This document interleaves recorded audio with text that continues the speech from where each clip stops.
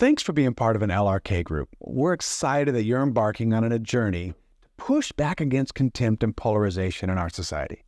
In this video, I'm going to give you a few concepts or ground rules for your LRK group. These concepts will be used here, but also are practiced for navigating divides in society. What you're learning here is for you to go out and practice with family, friends, and neighbors. So consider your time here as a safe space to practice so you're ready when it gets real. Okay, here's the first thing. You ready? You're not trying to fix somebody or even convince them to join your side. If somebody sees things differently at the end of group or your conversation, that's great. If nothing changes, that's amazing too. The ultimate goal is that you've had a healthy conversation, your relationship isn't harmed, your mental and emotional state remains stable, and that you're growing in LRK, love, respect, and kindness.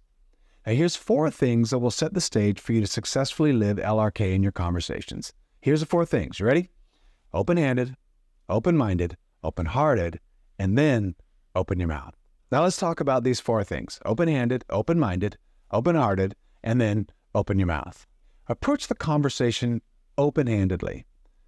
Sometimes we think we hold all the answers, that we're the holder of truth, that we hold the solutions that will solve all the problems in our community and nation. But we hold them with a tight fist, unwilling to change, unwilling to hear, unwilling to pry open our fingers. But see, when we hold tight, it puts our hands in a fist, and that's a fighting position. When we hold tight to truth, we move into the mode of defend the truth, defending ourselves and making others enemies that need to be fought and destroyed. That's called contempt, making somebody who thinks differently than you the enemy, less than human, that needs to be destroyed by any means necessary. Now, when we hold our hands open, this puts us in a position to receive, to listen, to be open to the possibility that you might not know everything. You may not have everything figured out, that there may be something that could add or subtract from your opinion. Being open-handed doesn't mean you don't have an opinion. It doesn't mean that you haven't done your homework. It doesn't mean that you haven't spent a good amount of time thinking and establishing your reasoning. We hope you've done that. But as you were learning and building your opinion, at one point, you were open-handedly receiving information, whether that was from a parent, a teacher, a friend, a news source, a podcast.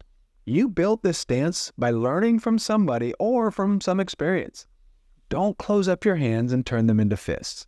Keep your hands open to the possibility that maybe there's a nuance to the subject that can make your position even better, that maybe, possibly, you have something more to learn. And it takes us to the second stance. We go from being open-handed to open-minded. Being open-minded puts us in investigator mode. Think about investigators. They're curious, open to all the possibilities, willing to take in information, to consider the options. Investigators ask questions, dig deep, find the source, and then after gathering information, start to build a conclusion. The other mode we can be in is teacher mode.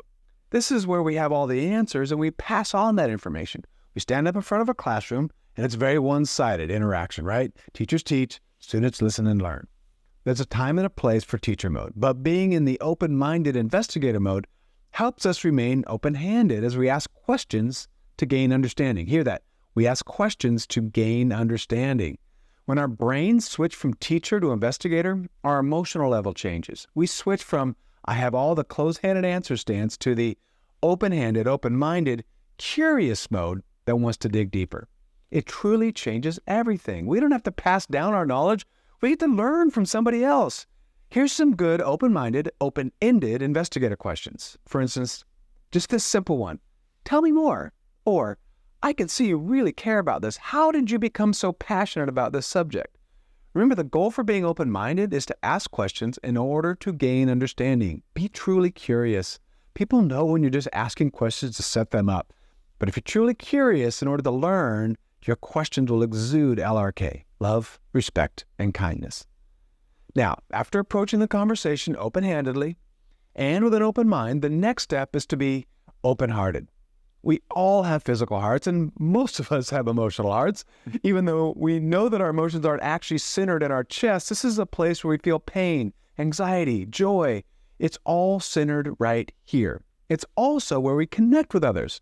When love blooms, it's all about the heart. When we feel a kindredness with a person, our hearts are joined together. There's a commonality. There's a connectedness that we start feeling.